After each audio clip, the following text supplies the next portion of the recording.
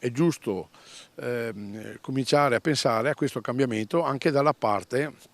non solo delle officine meccaniche, quindi costruire le nuove attrezzature che andranno a controllare se le batterie dell'automobile sono buon funzionanti o i motori elettrici, ma anche costruire direttamente i motori elettrici, inverter, centraline o cose del genere, visto che c'è questo cambiamento in atto.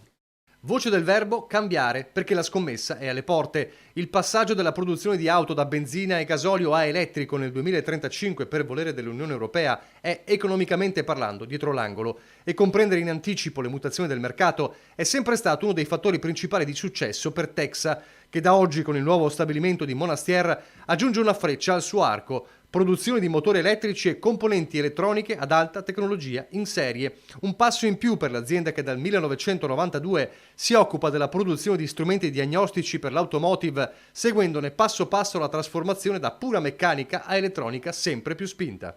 Il suo cliente è proprio la casa automobilistica, quindi i pezzi che verranno formati in questo nuovo stabilimento, come ho detto prima,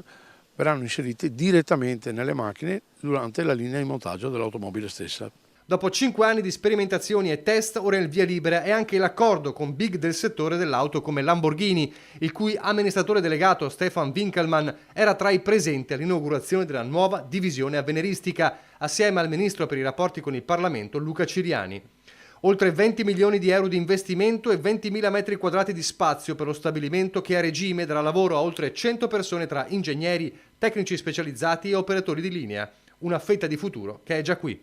Questa è la dimostrazione di cosa significa fare imprese di successo, imprese italiane di successo nel nord-est, e come ricordato il nord-est che giustamente ci tiene a essere sempre un passo avanti agli altri.